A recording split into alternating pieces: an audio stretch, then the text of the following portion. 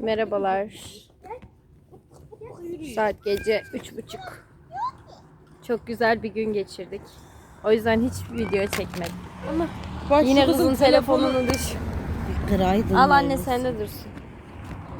Çok güzel bir gün geçirdiğimiz için hiç video çekmedim. Hatta eve temizlik videosu çekecektik. Onu da yapmadım. Çünkü temizlik yaparken bile çok eğlendik. Çünkü benim annem geldi. Kedimizi göster. Kedimiz nerede? Bakın, bu da kedimiz. Şu an kedimiz oldu ama. Öyle işte. Annem geldiği için çok mutluydum. Tüm gün çocuk gibi dolandım.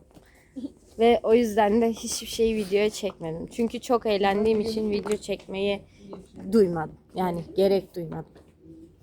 İşte öyle. Bu videoda bu kadar kısa olsun. Evet. Bay bay.